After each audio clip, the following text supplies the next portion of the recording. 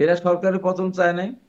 অন্যায়কারী একটা দুষ্কৃতিকারী একদলীয় ভাবে নির্বাচিত সরকার তার প্রধানমন্ত্রীর সাথে তারা দেখা করতে চাচ্ছে, কথা বলতে চাচ্ছে, তার এই সেক্রেটারির সাথে কথা বলতে চাচ্ছে, না পেরে শেষ পর্যন্ত তাই আজকে যেটা প্রশ্ন আসে না, এটা শাহাবুদ্দিন সাহেব বিনা ভোটে নির্বাচিত এমপিদের হলো উনি মনোনীত প্রেসিডেন্ট, তার সাথে পর্যন্ত তারা তাকে স্মারকলিপি দিয়েছে।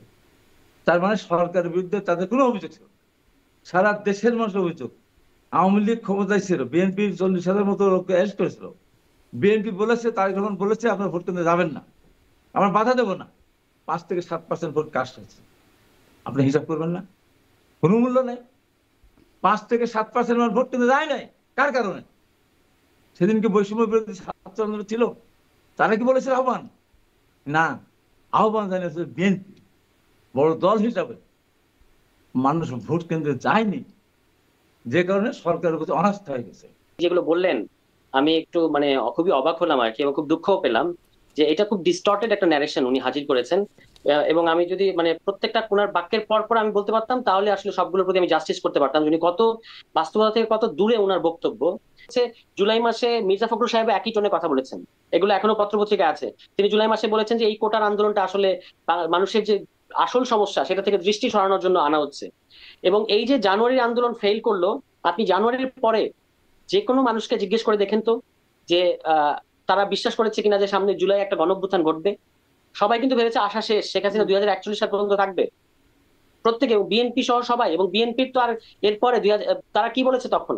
তারা বলেছিল আচ্ছা আমরা দেখবো আমেরিকা কি অ্যাকশন নেয়। এরকম একটা প্রশ্নবিদ্ধ নির্বাচন যে করলো আওয়ামী লীগ, বা দামি ইলেকশন করলো, এটা বিএনপির স্থায়ী কমিটির মিটিং এর সিদ্ধান্ত, পত্রপত্রিকায় রেকর্ড আছে। তারা বসে অনলাইনে মিটিং করে এই সিদ্ধান্ত নিয়েছে। ফলে বিএনপি এখন এভাবে বললে হবে না, বিএনপি এটা ভুল একটা ন্যারেশন ছাত্রদের ঐতিহাসিক অবদানকে খাটো করার জন্য বলছে, যেটা অত্যন্ত গর্হিত এবং অত্যন্ত নিন্দনীয়। এবং হাবিব, ও এখন একটু মনে পড়লো আমার, হাবিব ভাই একটা খুবই আপত্তিকর কথা বলেছেন, যারা 52 স্বীকার করে না, 62 স্বীকার করে না, 66 স্বীকার করে না, 71 স্বীকার করে না, 90 স্বীকার করে না।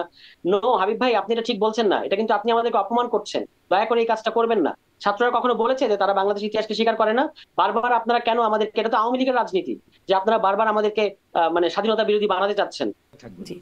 জনাব হাবিবুর করবেন, রহমান হাবিব তাই এরকম অনেক কিছুই করে আগে তুলেছেন, কিন্তু আমার যে প্রশ্ন, অনেক কিছু তাতে বলি তো না, আসলে না কাজ এই কথা, হয়নি, লক্ষ্য অর্জন তো এই হয়নি। জায়গাটা কাজ হয় নাই না, কাজ একদিনে হয় না। আচ্ছা।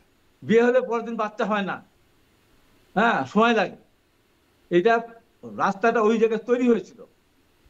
যেমন ইয়ে মানে চৈত্র মাসে যখন আপনার ইয়ে হয়ে থাকে, পাতা গাছের নিচে পড়ে থাকে, একটা সিগারেটকে ফেলে দিয়ে আগুন ধরে যায়। আর আপনার ওই যে বর্ষার সময় আপনি আগুনকে ম্যাচ শেষ করে দিলে আপনার আগুন জ্বলবে না। আমার মনে হয় তো একদম স্পষ্ট, আপনার আমাদের এই বক্তব্যটা অত্যাচার একদম করতে স্পষ্ট। করতে, আমি আপনার কাছে শোনেন, আসি জনাব অত্যাচার হাবিবুর করতে রহমান হাবিব। করতে সরকার এমন জায়গায় গিয়েছিল, দেশের মানুষ যে রিক্সা চালায়, যে ঢাকা, আমি তো বিভিন্ন মিটার যায়, ওই ওই ওই ইয়ে উবারওয়ালা, ওই পাঠাও, ওরা বাড়ি যেতে চায়। ঢাকা শহরে আপনি দেখেন তো, যত উবার চালায় মিডিয়ার যারা হুম। ড্রাইভার, তারা সব কারা বিএনপি, তারা বাড়ি যেতে চায়। বৈষম্য বিরোধী ছাত্র আন্দোলন করেছে, তখন বলছে এটার সাথে আমাদের যোগ দিতে হবে, আমার বাড়ি যেতে চাই, একটা ইস্যুকে সামনে নিয়ে আসবে। এরা কারোরই অবদানটা স্বীকার করেন না। আচ্ছা, এই যে জনাব এতগুলি হাবিবুর শ্রমিক রহমান মারা হাবিব, গেল, আমি এখান থেকে একটু একটু শ্রমিক মারা গেল, অবদান স্বীকার বাচ্চা করছেন না শিশুরা কেন মারা বা গেল, কতটুকু তাদের করছেন, প্রতিনিধি কোথায়? জনাব হাবিবুর রহমান হাবিব ধন্যবাদ আপনাকে। আমি একটু সারওয়ার তুষারকে এই অংশটুকে শুনি, যেটি জনাব হাবিবুর রহমান, আপনার নিশ্চয়ই অনেক বক্তব্য আছে জনাব হাবিবুর রহমান হাবিবের বক্তব্যের প্রেক্ষিতে, আপনি নিশ্চয়ই সেটা বলবেন। আমি একটু ওই জায়গাটি যেটি তিনি বলছেন কোটা ইস্যু, যেটি আসলে আপনাদের চাকরি বা ছাত্রদের চাকরি বাকরির জন্য দরকার, যেটি আসলে একজন সিনিয়র নাগরিকের কোটা নিয়ে খুব চিন্তা করবার দরকার নেই, বা চাকরি বাকরি ইতিমধ্যে করছেন তাদের হয়তো সরকারি চাকরিতে কোটা নিয়ে খুব চিন্তা করবার দরকার নেই। যখন ছাত্রদের ইস্যুটা ছাত্রদের সামনে আসলো বা তাদের স্বার্থের জায়গাটি আসলো, তারাই তখন আন্দোলনে নামলো। মানে এরকমটা না হলে আপনারা আন্দোলনে নামতেন না। আপনাদের উদ্দেশ্য আসলে অতটাও মহৎ ছিল না যতটা ভাবা হয়, এরকম বলবার মানে এটাকে উড়িয়ে দেবার জায়গা আছে। জি, আপনাকে ধন্যবাদ। এবং আমার শ্রদ্ধেয় হাবিব ভাই, তিনি একজন খুবই প্রবীণ এবং অভিজ্ঞ রাজনীতিবিদ, কিন্তু তিনি যেগুলো বললেন আমি একটু খুবই অবাক হলাম আর কি, এবং খুব দুঃখও পেলাম যে এটা খুব ডিস্টর্টেড একটা ন্যারেশন উনি হাজির করেছেন। এবং আমি যদি প্রত্যেকটা কোনার বাক্যের পর পর আমি বলতে পারতাম, তাহলে আসলে সবগুলোর প্রতি আমি জাস্টিস করতে পারতাম, যিনি কত বাস্তবতা থেকে কত দূরে ওনার বক্তব্য। কারণ শুরুতে উনি বলেছেন যে 71-এর পরে ছাত্ররা তারা তো বিজয়ী হয়েছে, তারা তো সরকারে যায় নাই, 90-এর ছাত্ররা যায় নাই, এরা কেন যাচ্ছে? এই যে বক্তব্যটা আপনি দেখবেন যে এই যে ছাত্ররা যাচ্ছে না, ছাত্ররা একটা বড় এক একটা বড় ঘটনা ঘটাচ্ছে বাংলাদেশে প্রত্যেকটা হিস্টোরিক্যাল পিরিয়ডে, এবং তারপর রাজনৈতিক দলগুলোর কাছে ক্ষমতাটা ছেড়ে দিচ্ছে। এটাই বাংলাদেশের প্রধান সমস্যা হিসেবে, এবং এই কারণেই 24-এ অভ্যুত্থান করতে হয়েছে। মানে আপনাকে বারবার এই কারণেই অভ্যুত্থান করতে হয় যে আপনি গণ অভ্যুত্থান করার পরেও একই জিনিস থাকে। এই হাবিব ভাইরা তো পুরো 9 বছর ধরে আন্দোলন করলেন, 3 জোটের রূপরেখা হলো, কত কিছু হলো 80-র দশকে। তারা 83 সালেই শিক্ষানীতির বিরোধিতা করতে গিয়ে, শুধু শিক্ষানীতির বিরোধিতা না, তারা তখন বললেন যে সামরিক শাসন উইথড্র করতে হবে।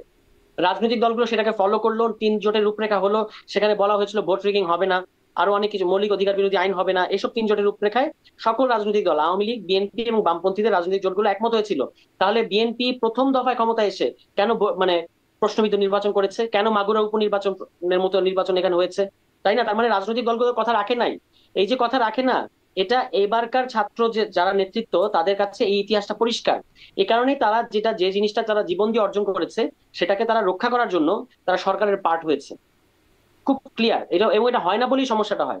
এর বাইরে হাবিব ভাই আরো অনেকগুলো প্রসঙ্গ তুলেছেন যে ছাত্ররা কোটার আন্দোলন করেছে। এর আগে তো বিএনপি অনেকদিন যাবত আন্দোলন করেছে। For the sake of record, মানে for the sake of historical record, বিএনপির যে আন্দোলন, আমি নিজেও সেই আন্দোলনে অংশ নিয়েছি। মানে জানুয়ারি মাসের যে আগের যে আন্দোলন, নির্দলীয় নিরপেক্ষ তত্ত্বাবধায়ক সরকারের অধীনে যে নির্বাচন, সেটার যে দাবিতে যে আন্দোলন ছিল, আমি নিজেও সেই আন্দোলনে অংশ নিয়েছি। কিন্তু সেই আন্দোলন কিন্তু ফেল করেছে। এখন বলা যাচ্ছে যে আসলে তো শেখ হাসিনার বিরুদ্ধে এত বেশি মানুষ ক্ষুব্ধ ছিল, এবং এই কারণে ছাত্ররা জাস্ট একটা চাকরির জন্য আন্দোলন করেছে, ওখানেও তার মধ্যে দিয়ে সরকারের পতন ঘটেছে। এটা বলাটা এখন খুব সহজ হচ্ছে, কিন্তু বাস্তবতা হচ্ছে, এবং হাবিব ভাইয়ের কথার মধ্যে এটা আছে কিন্তু, যে চাকরির আন্দোলনটাকে আসলে অন্যান্য অনেক ইস্যুকে ডাইভার্ট করার জন্য এসেছিল। এবং মজার ব্যাপার হচ্ছে, জুলাই মাসে মির্জা ফখরুল সাহেব একই টোনে কথা বলেছেন, এগুলো এখনো পত্রপত্রিকায় আছে। তিনি জুলাই মাসে বলেছেন যে এই কোটার আন্দোলনটা আসলে মানুষের যে আসল সমস্যা, সেটা থেকে দৃষ্টি সরানোর জন্য আনা হচ্ছে। এবং এই যে জানুয়ারির আন্দোলন ফেল করলো, আপনি জানুয়ারির পরে যে কোনো মানুষকে জিজ্ঞেস করে দেখেন তো যে তারা বিশ্বাস করেছে কিনা যে সামনে জুলাই একটা গণঅভ্যুত্থান ঘটবে। সবাই কিন্তু ভেবেছে আশা শেষ, শেখ হাসিনা 2041 সাল পর্যন্ত থাকবে, প্রত্যেকে, বিএনপি সহ সবাই। এবং বিএনপির তো আর এরপরে তারা কি বলেছে তখন? তারা বলেছিল আচ্ছা আমরা দেখবো আমেরিকা কি অ্যাকশন নেয়। এরকম একটা প্রশ্নবিদ্ধ নির্বাচন যে করলো আওয়ামী লীগ, দামি ইলেকশন করলো, এটা বিএনপির স্থায়ী কমিটির মিটিং এর সিদ্ধান্ত, পত্রপত্রিকায় রেকর্ড আছে। তারা বসে অনলাইনে মিটিং করে সিদ্ধান্ত নিয়েছে।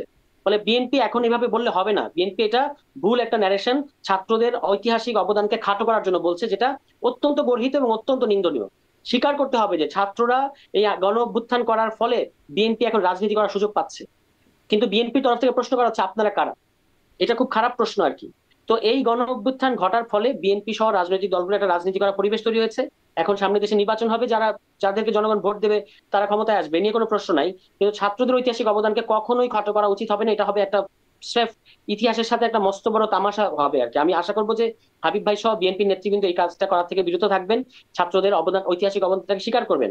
আরেকটা যেটা বলেছেন যে ছাত্ররা তো চাকরির দাবিতে আন্দোলন করেছে, এবং এটা তো শুধু ছাত্রদের ইস্যু, এটার সাথে তো বৃহত্তর জনগণ যুক্ত না। এটাও তো একটা খুবই ভুল কথা। 52 সালে যখন ভাষা আন্দোলন হয়েছে, সেটা ছিল ছাত্রদের দাবি। তো আপনি একটু একবার ভেবে দেখেন, কেন সেই আন্দোলনে, এই যে আজকে আমরা 21শে ফেব্রুয়ারি প্রাককালে দাঁড়িয়ে আছি। এবং হাবিব, ও এখন একটু মনে পড়লো আমার, হাবিব ভাই একটা খুবই আপত্তিকর কথা বলেছেন, যারা 52 স্বীকার করে না, 62 স্বীকার করে না, 66 স্বীকার করে না, 71 স্বীকার করে না, 90 স্বীকার করে না। নো হাবিব ভাই, আপনি এটা ঠিক বলছেন না। এটা কিন্তু আপনি আমাদেরকে অপমান করছেন। দয়া করে এই কাজটা করবেন না। ছাত্ররা কখনো বলেছে যে তারা বাংলাদেশ ইতিহাসকে স্বীকার করে না?